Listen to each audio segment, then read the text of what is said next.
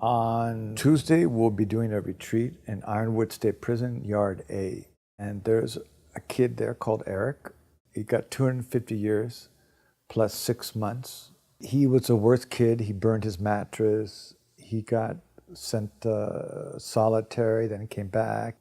His staff member told me that his brother, Jose, he died in his arms.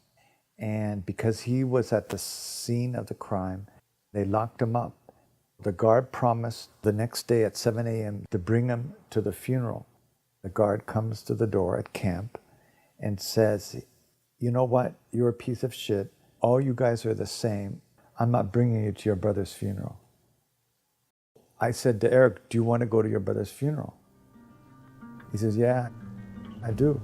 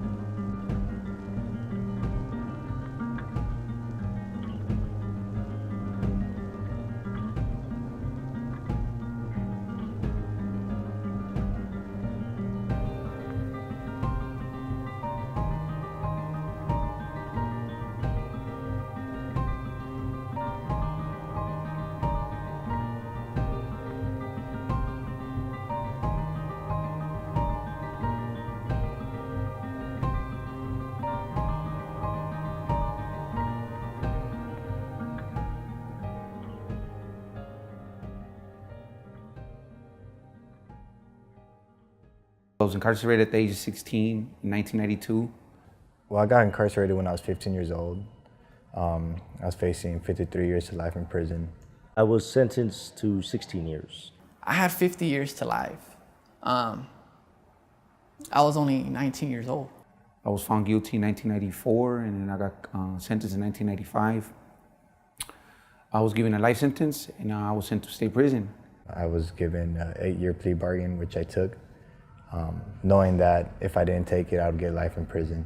On my 18th birthday, I was shipped to prison and did the last 4 years there. When I was arrested, I was 16. I was a gang member. I was homeless. I was doing drugs. I did not expect to live to the age of 18. I had already been shot, stabbed. I still remember when I went to juvenile hall, Father Greg, once he see me, he goes, "What unit are you on?" That was the next question. I told him KL. And of course, that was a unit for like people that were incarcerated for murder, attempted murder. And I told him I'm guilty. I did this and I'm ashamed and and I don't know how to say it. We were a lot of 15-year-olds, not knowing that we were ever gonna get out. People were coming back with 200 years, And so you see what a man what a kid with no hope looks like. You might not know how to understand it or process it, but you know how it looks. Las altas y las bajas, the highs and the lows. And the highs for me today are having you guys here. Feeling blessed today, feeling good, positive, optimistic. Everything's good right now. We just had a brother got a release date. He's a lifer. He just got a date on Friday or Thursday, excuse me. And I seen him yesterday, and it was good. The only low is my little nephew. He has autism, and he got in a car accident. He's doing good though. He just has neck problems. That's the only low this week. And that everything's good. My first term, right? I came in when I was 18. 6 months in the GP, and I ended up in the hole. 15 months, right? And all because I wanted to look good in front of everybody. I wanted to shine. I did 15 months in the hole, and I went to a level 4. I had good cellies, even though they were like like, you know, they were in the same situation as me, but they were a lot older. They'll tell me things, you know, like they had life, you know, and they'll let me know, like, man, you got a chance to go home. You should just, you know, you should try to change, you know, like he's like, I don't have a chance to go home, you know, you do, you know. It'll be a shame for you to go out there and catch life and come back, you know, with life. The way the system is designed, there's no real prevention as far as getting you out, keeping you out. You know, they want you to come back. You'll never change. You did something so horrible, you know what you did, and you can't fix it. I had a cellie, man. He was a lot bigger than me. We're in a cell 24/7 because we're on lockdown, right? This is a higher level facility, so he would do things to test me, right? And I'll let it ride. I mean, like, he's kind of big, you know. I used to be kind of scared. I ain't gonna lie, but you know, you can only push a dog in the corner and he'll bite back. You know what I mean? When you're in prison, like, you have to carry this image and not allow anybody to think you're less than anybody. Like, you can't call somebody a bitch in there. Like, that's like fighting words. You can't call somebody a punk in there. That's like fighting words. If they call you a bitch or a punk and you don't do nothing about it, then you're gonna be treated like a bitch or a punk. Little by little, I started thinking, like, man, like, what would another person do, like, in my shoes, you know? Another person that thinks that this is his life would have killed this guy. I mean, he degraded me. You know what I mean? Like he just because I was smaller than him, you know. Well, was I willing to do that? You know, take this fool's life because you know he's bullying me. Now I understand why kids in the street that are 13 years old with one parent that's constantly working and no brothers around, I completely understand why they start gangbanging at the age they do. Because of the acceptance, because of, oh, you're my little homie, I love you, whatever. I get it, I completely get it. Because I went through it, kind of late. I was 18 when I went to the county, but I felt it, you know what I mean? And even though I had my family, it felt good for older guys to be like, you're my little homie, you know what I mean? Don't trip, whatever, you know? And I started thinking like this, and I was like, wait a minute, that's not me. I'm not gonna waste my life because of this fool. And I mean, I want to go see my little girl, you know. I want to, you know, a real gangster would have killed that fool. I mean, regardless of the consequences, you know.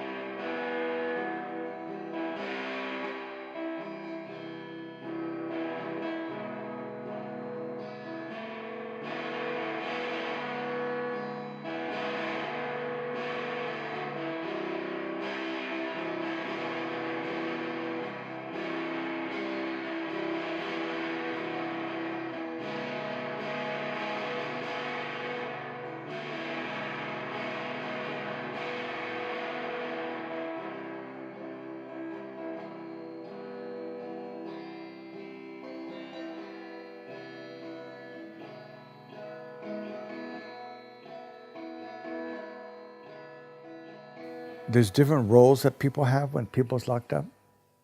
And so a lot of people have a lot of stuff to offer, college programs, and it's great, but that's not what we do. Now we collaborate with all the people, but what we do is it's focused. You have to spend time and journey with people, accompany people. That really is our role of chaplains and people of God. So, what is a leper? Enfermedades. Y cuando tiene la lepra, ¿qué pasa? What do you have? You have to know what you're doing, and you have to realize that you need this type of relationship with God, or you can't do that. Or you just do a perfunctory, oh, it's too bad. I'm sorry to hear that. Your sins are forgiven, Father, Son, Holy Spirit. But that's not what we should do in this type of ministry. Especially if you're a priest. I mean, you need to go there where people want to go, and they'll go there. But they had a garment. So every time you left And tell me, Jesus, you needed it out? You're going to have to realize that I've been abused. My mom hit me. My dad was an alcoholic. I had to sleep in the closet. My brother died. My mom used crystal meth. I had to start selling crystal meth when I was 11 years old. And so really the call to accompany people like that is either their hurts get healed, or they project them out, or they get infected. How did you feel the first time you stepped into adult court, Común, Like a Chamaco? lot of kids in juvenile hall get locked up 9 times, then they finally commit a serious crime, and then they go to the compound and they're tried as an adults. So if you could get to these kids before that, and they could look at their life connected to God and healing, there's transformation. Okay, so the first time you walked in, the door opens. Okay, we walk in. So walk in. So how did you feel? No lo podía creer. I couldn't believe it. Because no one ever asked them those questions. What got you to commit that crime? What in your life led you to do crystal meth? What in your life? It's an inventory of, it's not that you committed a crime, but take an inventory of your life experiences that led you up to pulling that trigger and killing someone. Do you think the first time you ever walked in a court, the way people look on We you worked is different? with people for 6 months, and they've been locked down for 40 years. He said, no one has ever asked us these questions, ever. I've got that 1,000,000 times. When I was a kid, you know, I didn't have a good life like that. You know, my dad was always constantly going to prison. You know, he was always denying me, you know, in front of my face and all that. And I used to always be like, I grew up angry, you know, because of that. You know, he made me that way, kind of. I don't want to blame it all on him, you know. I think I should be responsible for what I choose to think, you know what I mean? It's not like he made me think this way, you know. My father was actually incarcerated since I was 3 years old. Only thing I really had a few memories of, like one time him buying me an ice cream from an ice cream truck when I was a kid. Other than that, it was drawings and letters he'd send. My dad, I think I was like 4 when he left. Unfortunately, like I said, I grew up with only a mom, and it's really not her fault. She was working multiple jobs, trying to raise 5 kids, you know? But I would get home, throw my backpack on the sofa and be like, wow, I can do whatever I want right now. At 14, that's a little too much freedom. My grandfather, grandmother, they raised me like a child. They showed me nothing but love. They teach me good things, but I never want to listen to them. When my father passed away, and I was 7 years old, you know, even though I got angry because my dad was an alcoholic, and it's like, but I know we used to go around the house and we used to dump his alcohol bottles, and he would get in fights with my mom, you know, that's what I remember. If he loved us, he would have beat that. He would have been strong enough to let that go, you know. So I blame him, and I blame, well, God, how come you didn't help him, you know, and how come you didn't help my family, you know, and why did you forget about us? And that was me when I was young, you know, 12, 13, 14, growing up with nobody, just basically being alone, being quiet. And Every time my dad went to prison, I would act up, you know. It was my time to shine, you know. I'll come out and I'll leave the house, I don't come back, you know, at 9 years old, you know what I mean? My mom would be like, man, this little guy, you know what I mean? It's because she couldn't put her foot down. So she'll send me to boys' homes, and they will kind of set me straight.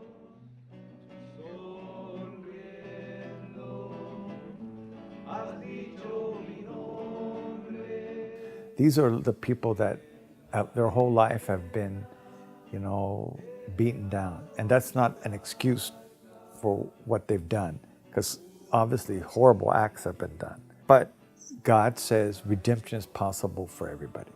And we don't, as a society, we don't believe in that.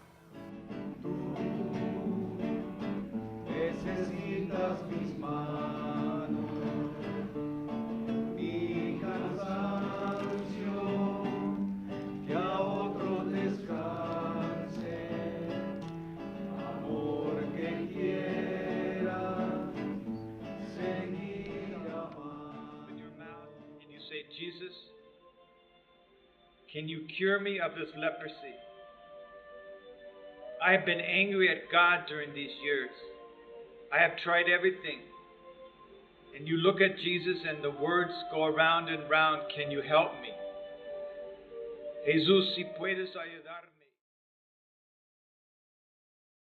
My mother remarried, and it was a tough marriage, an abusive one. And being so young, didn't really understand that.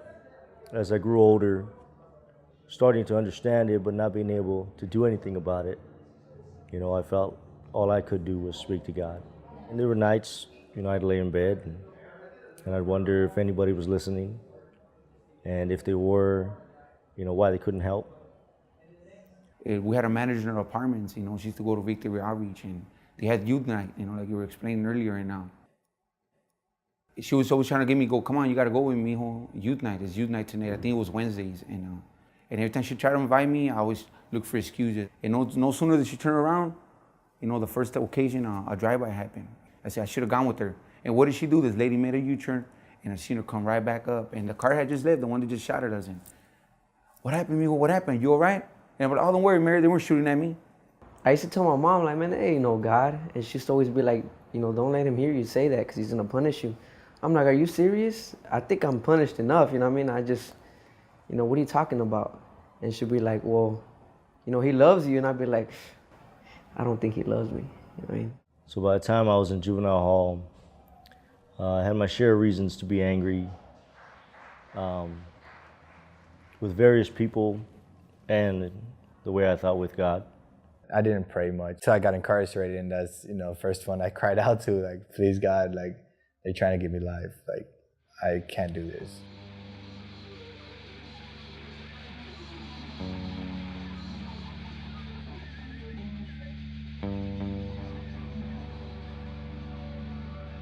I had a good life out there, but it was empty at the end of each day.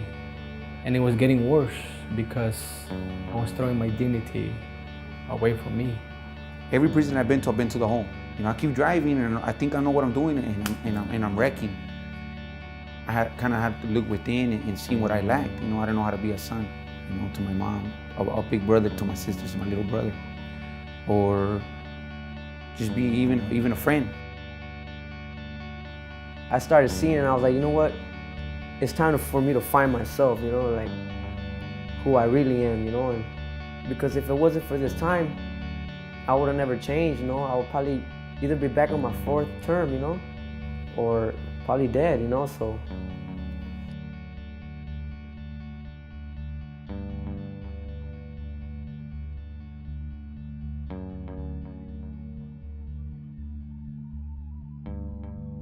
I have never complained, why am I here? Because I know I have to amend my errors that I did in the past.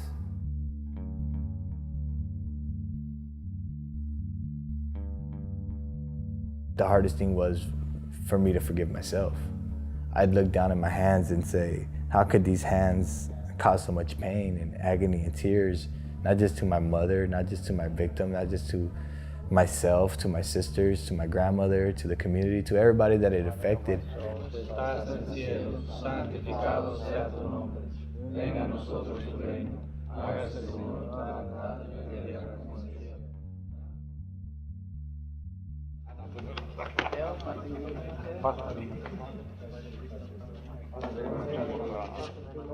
Unconditional love is real, and forgiveness and healing is the heart of what it is to be a human being.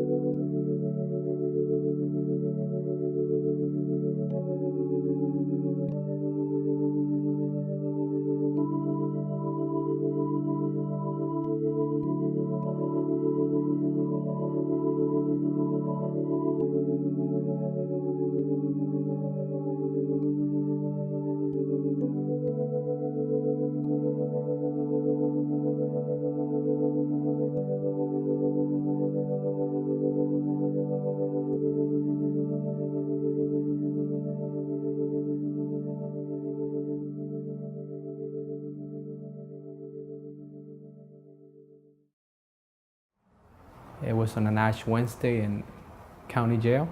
It's the first time that I felt forgiven by the Lord. And I don't forget that day. I confessed my sins in front of the Lord. That changed my life. One night, I remember laying in bed and praying to God for forgiveness and for some sense of peace. I remember walking into my cell and just walking in, looking out the window, and then I just started bawling up, crying. And that was in 2009, and I finally said, you know what, I surrender. I'm done, you drive, and you take care of me. You leave me where I gotta be, and you take me where I wanna go. And the vow that I made to God that night was that I would never hate another human being as long as I lived. I started laughing, and I was like, why the hell are you crying? You're so happy. Something was grabbing me, like telling me it's gonna be okay. And that's when the day I looked out the window and said, God, I'll never doubt you again. God has changed me to a different person, to be like more peaceful person, not like before, like the little evil person that I was. That whole year, from when the day I started getting tried as an adult to the day I got tried as an adult, I had to pray the rosary, the whole rosary every night before falling asleep. Or else I would not be able to fall asleep because I'll be so stressed, angry, sad, scared. Little by little, we haven't discovered that, that peace and joy that God brings us, through sufferings. It teaches you how to leave that prison anytime you want, spiritually. And that's something that truly does save lives. Even though I'm here and separated from family and friends, no one can stop my soul. So I don't see the wall. I don't see the barbed wire. I see over that. It's like I see myself driving down the road, and I see these green lights, and they just turning on, and there's no longer red lights or yellow lights or warning signs. Because to me, that's what those are. The yellow signs that are, okay, I'm doing something wrong. I'm veering off. I gotta get back on this road.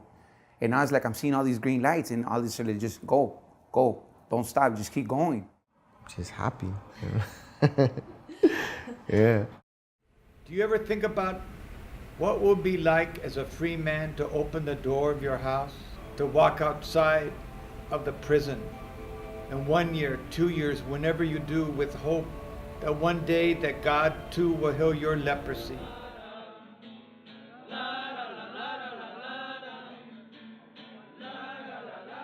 I don't live my life anymore for myself.